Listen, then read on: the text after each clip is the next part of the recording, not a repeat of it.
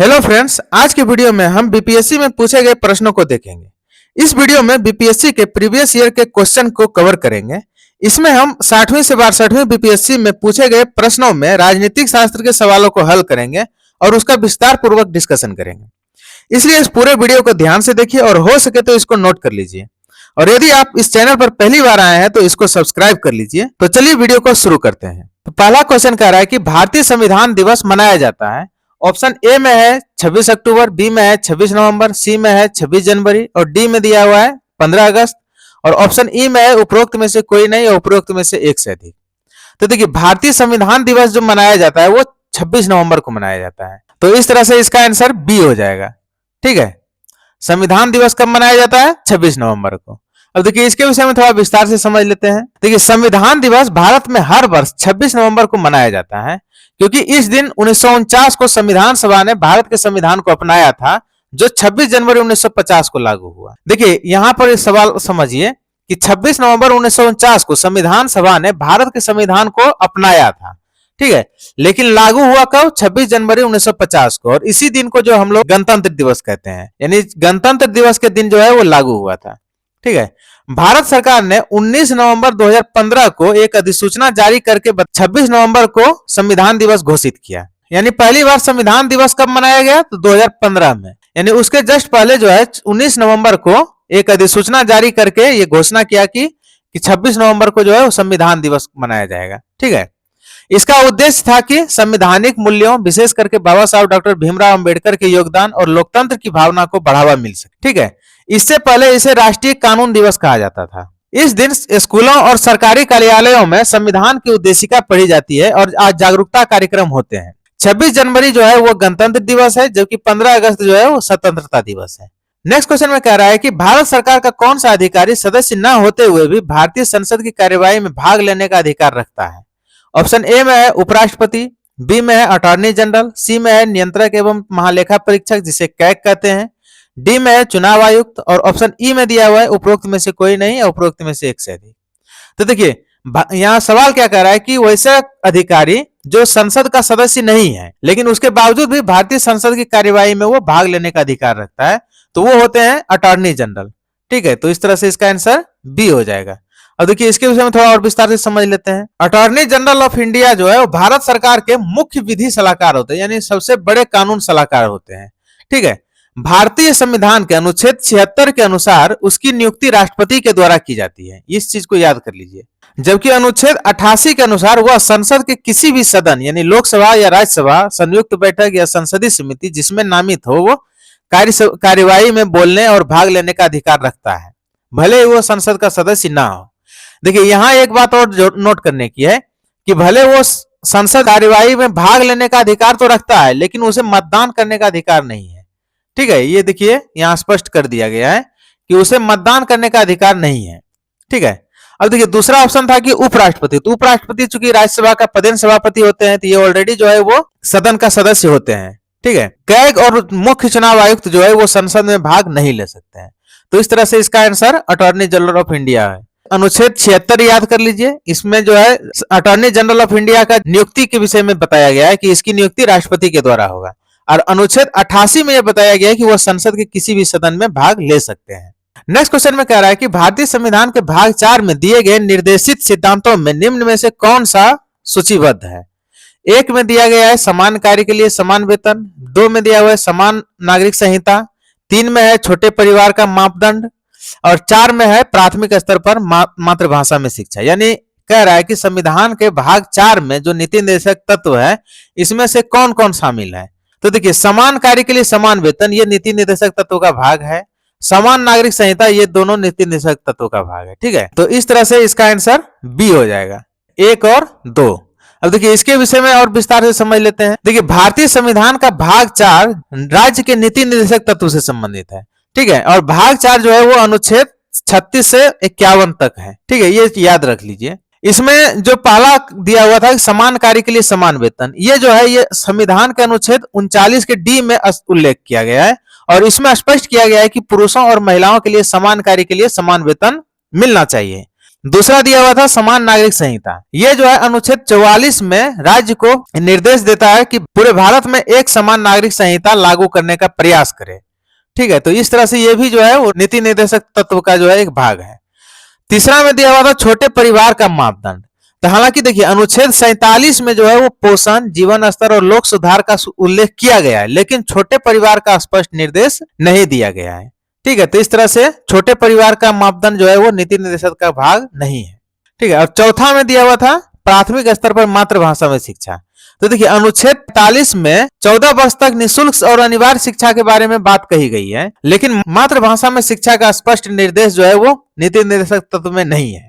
ठीक है, यह कहाँ है, तो यह अनुच्छेद 350 के 1 में जो मौलिक अधिकार से संबंधित है इसमें दिया गया है। नेक्स्ट क्वेश्चन में कह रहा है कि लेखा अनुदान बना है। ऑप्शन ए में है कैग की रिपोर्ट पर मतदान के लिए, बी में दिया हुआ है अप्रत्याशित व्यय को पूरा करने के लिए, सी में दिया हुआ है बजट पारित लंबित होने के कारण नीति आवंटन हेतु, और डी में दिया हुआ है बजट के लिए, और ई में है उपरोक्त में से कोई नहीं है, उपरोक्त में से एक से अधिक। तो देखिए लेखा अनुदान बना है बजट पारित लंबित होने के कारण नीति आवंटन हेतु। ठीक है, तो इस तरह से इसका आंसर सी हो जाएगा। अब देखिए इसके विषय में थोड़ा विस्तार से समझ लेते हैं। देखिए लेखा अनुदान भारत के संविधान के अनुच्छेद 116 के तहत लोकसभा द्वारा प्रदान किए जाने वाला अग्रिम अनुदान है। ठीक है, इस चीज को याद कर लीजिए, अनुच्छेद 116 के तहत क्या है, अग्रिम अनुदान इसको माना है। ठीक है, इसका मुख्य उद्देश्य वित्तीय वर्ष के अंत यानी 31 मार्च के बाद नए वित्तीय वर्ष शुरुआत में सरकार के आवश्यक व्यय जैसे वेतन, पेंशन, ब्याज भुगतान को जारी रखना है। ठीक है, जब तक कि पूर्ण बजट, अनुदान मांगे या विनियोग विधेयक संसद द्वारा पारित नहीं हो जाए। यह आमतौर पर 2 से 4 महीने के लिए होता है।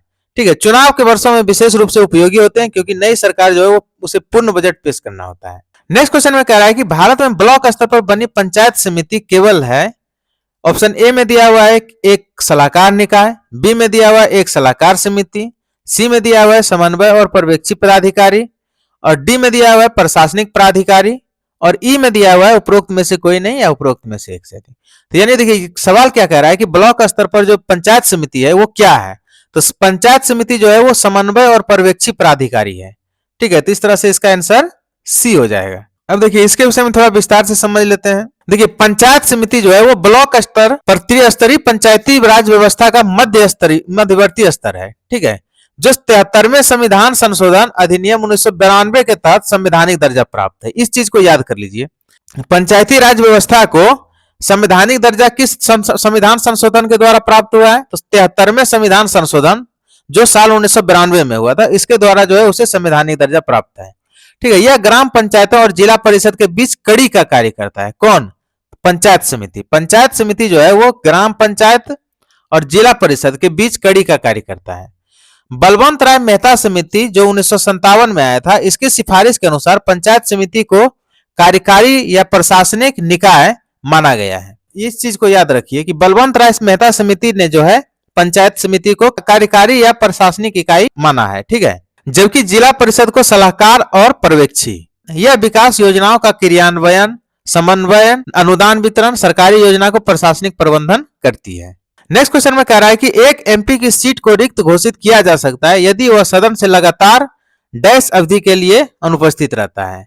ऑप्शन ए में है 6 माह, बी में है 2 माह, सी में है 3 माह, और डी में है 1 वर्ष, और ई में दिया हुआ है उपरोक्त में से कोई नहीं या उपरोक्त में से एक से अधिक।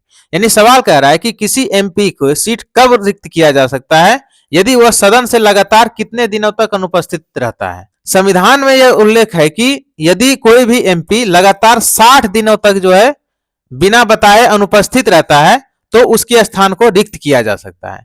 लेकिन यहां सवाल ऑप्शन में दिया हुआ है 2 माह, तो 2 माह आंसर तो हो सकता है, लेकिन ई में दिया हुआ है उपरोक्त में से कोई नहीं, तो इसलिए जो है ये ई इसका आंसर हो जाएगा। क्योंकि यदि 60 दिन रहता तो 60 दिन हो जाता है आंसर, और यदि इनमें से कोई नहीं ऑप्शन में नहीं रहता तब 2 माह होता है। संविधान में 2 माह या 3 माह का वर्णन नहीं है। संविधान में स्पष्ट रूप से लिखा हुआ है कि 60 दिन की अवधि के अनुपस्थित रहते हैं बिना बताए तो वह स्थान को जो है रिक्त किया जा सकता है। और देखिए इसके विषय में डिटेल समझ लेते हैं। देखिए भारतीय संविधान के अनुच्छेद 101 के 4 के अनुसार यदि संसद के किसी सदन का कोई सदस्य सदन की अनुमति के बिना लगातार 60 दिन जो 2 माह के बराबर है तक सभी बैठकों से अनुपस्थित रहता है तो सदन उसके स्थान को रिक्त घोषित कर सकता है। यह संविधान में स्पष्ट रूप से लिखा हुआ है। हालांकि देखिए 2 माह के बराबर भले लिखा हुआ है लेकिन 2 माह नहीं लिखा है, वहां संविधान में जो है वो स्पष्ट रूप से लिखा हुआ है 60 दिन। तो इसलिए, और यहाँ पर ऑप्शन में ई दिया हुआ है कि इनमें से कोई नहीं, तो इसलिए जो है ई ऑप्शन हो जाएगा।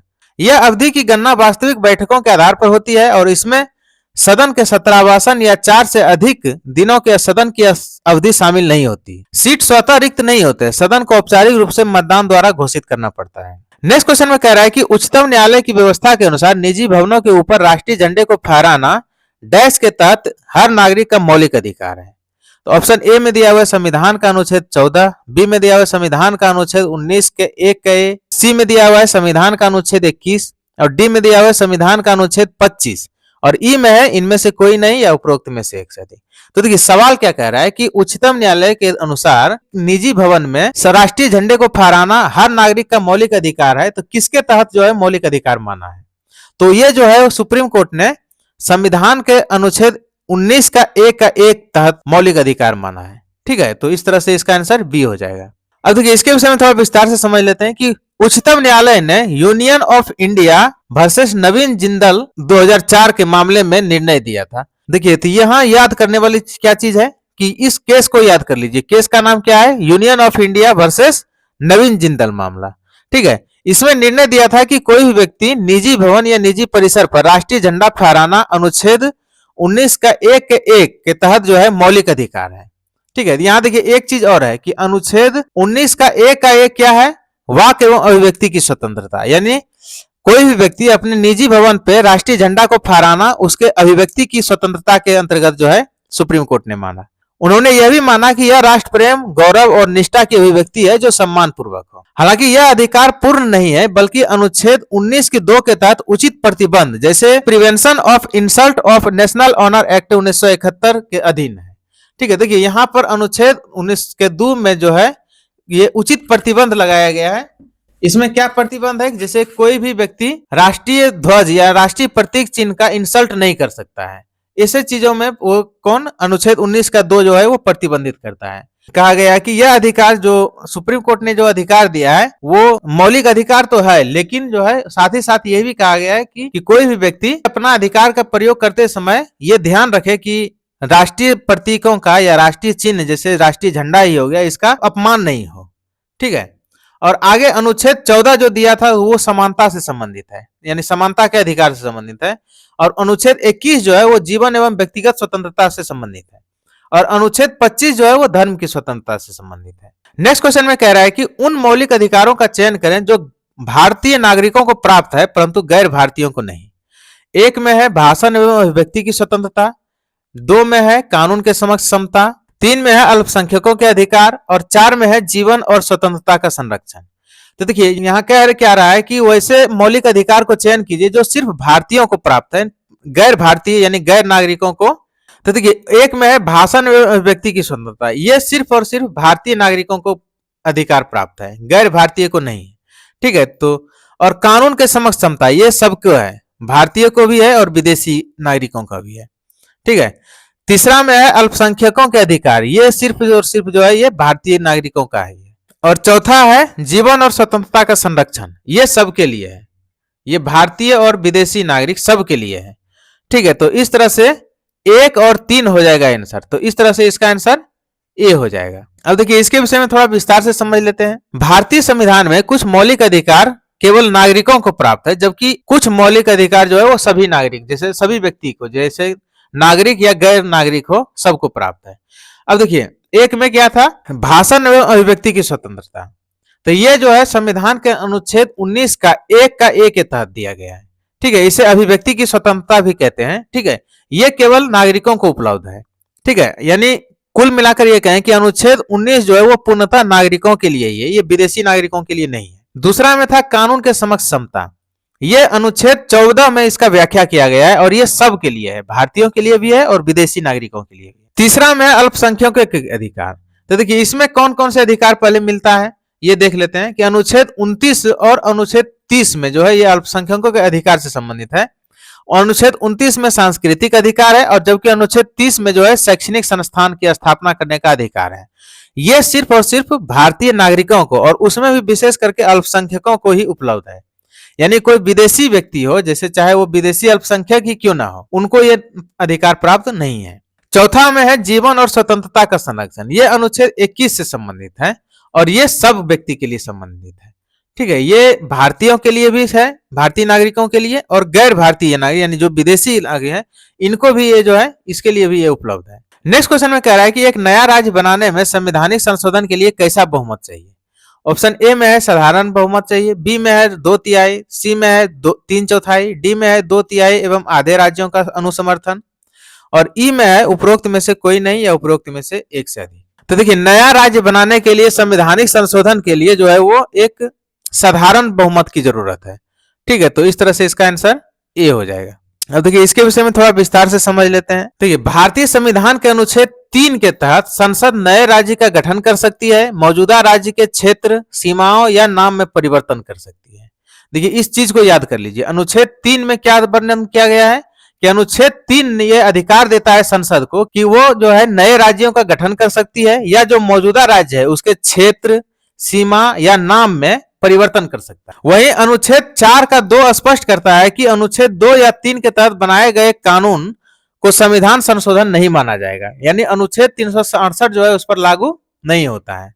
इसलिए नए राज्य बनाने के लिए संसद के प्रत्येक सदन में साधारण बहुमत यानी उपस्थिति एवं मतदान करने वाले सदस्यों का एक साधारण बहुमत ही पर्याप्त है। विधेयक राष्ट्रपति की सिफारिश पर पेश होता है और प्रभावित राज्य की विधानसभा से राय ली जाती है। ठीक है, यहाँ पर देखिए ये लिखा हुआ है कि राष्ट्रपति के सिफारिश पर पेश होता है और प्रभावित राज्य की विधानसभा से राय ली जाती है, लेकिन राज्य की बात मानना बाध्यकारी नहीं है। जैसे मान लीजिए बिहार में कुछ परिवर्तन करना है, जैसे नाम का परिवर्तन करना है या सीमाओं का परिवर्तन करना है या इसका क्षेत्र को बढ़ाना या घटाना है, तो इसमें बिहार विधानसभा से राय लिया जाएगा। लेकिन यदि बिहार विधानसभा राय नहीं देते हैं या इस सहमति नहीं देते हैं, तब पर भी संसद चाहेगी तो साधारण बहुमत से उसे पूरा कर सकती है। इसके लिए 2/3 बहुमत या राज्यों का अनुसमर्थन आवश्यक नहीं है। जैसे उदाहरण के लिए जब तेलंगाना बनाया गया था या झारखंड बनाया गया था, तो इसमें साधारण बहुमत से ही ये सब बना दिया गया था। ठीक है, तेलंगाना कब बना था? तो 2014 में। इसको भी याद कीजिए, यही भी कई बार पूछ लेता है। और झारखंड 2000 में बना था। नेक्स्ट क्वेश्चन में कह रहा है कि भारतीय संविधान की प्रस्तावना में समाजवादी शब्द किस संशोधन के तहत जोड़ा गया? ऑप्शन ए में है 42वां संविधान संशोधन, बी में है 44वां संशोधन, सी में है 46वां संशोधन और डी में है 74वां संशोधन, और ई में दिया है उपरोक्त में से कोई नहीं, उपरोक्त में से एक से अधिक। तो देखिए, भारतीय संविधान की प्रस्तावना में समाजवादी शब्द जो है वो 42वां संविधान संशोधन के तहत जोड़ा गया। तो इस तरह से इसका आंसर ए हो जाएगा। अब देखिए, इसके विषय में थोड़ा विस्तार से समझ लेते हैं कि भारतीय संविधान की प्रस्तावना में समाजवादी यानी सोशलिस्ट और धर्मनिरपेक्ष यानी सेकुलर, ये दोनों शब्द जो है वो 42वां संविधान संशोधन 1976 के तहत जोड़ा गया था। तो देखिए, ये चीज को याद कर लीजिए, 42वां संविधान संशोधन अधिनियम कब आया था? तो 1976 में आया था। ठीक है, यह संशोधन इंदिरा गांधी के सरकार के समय में हुआ था। ठीक है, जिसे मिनी संविधान भी कहा जाता है, यानी 42वां संविधान संशोधन को मिनी संविधान कहा जाता है। इस संशोधन के द्वारा प्रस्तावना को संशोधित कर इसे सार्वभौम समाजवादी धर्मनिरपेक्ष लोकतांत्रिक गणराज्य बनाया। इसका उद्देश्य था कि संविधान में समाजवादी और धर्मनिरपेक्ष मूल्यों को स्पष्ट रूप से स्थापित करें। 44वां संविधान संशोधन जो दिया गया है वो 1978 में आया था और ये संपत्ति के अधिकार को मौलिक अधिकार से हटाया गया था, इससे संबंधित है। नेक्स्ट क्वेश्चन में कह रहा है कि मिलान करें। इधर दिया हुआ है ये सूची और इधर दिया हुआ है प्रविष्टियां, यानी संघीय 1 में है संघीय सूची, 2 में है राज्य सूची और 3 में है समवर्ती सूची, और इधर ए में है 97 प्रविष्टियां, बी में है 47 प्रविष्टियां और सी में है 66 प्रविष्टियां। तो देखिए, संघीय सूची में जो है वो 97 प्रविष्टियां है, तो इस तरह से ए का जो है ए में मिलान हो जाएगा, और राज्य सूची में जो है वो 66 प्रविष्टियां हैं, यानी 2 का जो है वो सी बन जाएगा और 3 का जो है ये बी हो जाएगा, यानी 1 का ए, 2 का सी और 3 का बी। तो इस तरह से देखते हैं कि इसका आंसर बी हो जा रहा है। ठीक है, यानी 1 का ए, 2 का सी और 3 का बी। तो इस तरह से इसका आंसर बी हो जाएगा। अब देखिए, इसके विषय में थोड़ा विस्तार से समझ लेते हैं कि भारतीय संविधान की 7वीं अनुसूची में 3 सूचियां हैं। पहला है संघ सूची, इसमें मूल रूप से 97 प्रविष्टियां थी और वर्तमान में 100 है। ठीक है, दूसरा है राज्य सूची, इसके मूल रूप में जो है वो 66 प्रविष्टियां था और वर्तमान में घटकर ये 61 आ गया है। और तीसरा है समवर्ती सूची। इसके मूल रूप में जो है वो 47 प्रविष्टियां थी और वर्तमान में है 52। ठीक है, नेक्स्ट क्वेश्चन में कह रहा है कि भारत के राष्ट्रपति अपनी शक्तियों का प्रयोग करते हैं। ऑप्शन ए में है सीधे अथवा अपने अधीनस्थ अधिकारियों द्वारा, बी में है मंत्रियों के द्वारा, सी में है प्रधानमंत्री के द्वारा और डी में है मंत्रिमंडल के द्वारा और ऑप्शन ई में दिया हुआ है उपरोक्त में से कोई नहीं या उपरोक्त में से एक से अधिक। तो देखिए, भारत के राष्ट्रपति अपनी शक्तियों का प्रयोग जो है वो सीधे या अपने अधीनस्थ अधिकारियों के द्वारा करते हैं। तो इस तरह से इसका आंसर ए हो जाएगा। अब देखिए, इसके विषय में थोड़ा विस्तार से समझ लेते हैं। भारतीय संविधान के अनुच्छेद 53 के 1 के अनुसार संघ की कार्यपालिका शक्ति राष्ट्रपति में निहित होती है। ठीक है, ये इस चीज को याद कर लीजिए। अनुच्छेद 53 का 1 के अनुसार जो है संघ की कार्यपालिका शक्ति किसमें निहित होती है? राष्ट्रपति में। वह इसका प्रयोग संविधान के अनुसार स्वयं या अपने अधीनस्थ अधिकारियों के माध्यम से करता है। यह प्रावधान राष्ट्रपति को औपचारिक रूप से कार्यकारी प्रमुख बनाता है। ठीक है, हालांकि अनुच्छेद 74 के तहत वह सामान्यतः मंत्रिपरिषद, जिसे जो प्रधानमंत्री के नेतृत्व में मंत्रिपरिषद होता है, इसकी सलाह पर ही कार्य करता है। लेकिन संवैधानिक भाषा में शक्तियों का प्रयोग सीधे अथवा अधीनस्थ के द्वारा वर्णित है। तो देखिए, सबसे पहले यहाँ याद रखिए कि अनुच्छेद 53 के 1 में जो है क्या दिया हुआ है कि ये संघ की कार्यपालिका शक्ति किसमें निहित है? राष्ट्रपति में। और दूसरा, संविधान के अनुच्छेद 74 के तहत ये बताया गया है कि वह मंत्रिपरिषद की सलाह पर कार्य करेगा। तो ये था हमारा आज का वीडियो। नेक्स्ट वीडियो के साथ हम फिर मिलेंगे।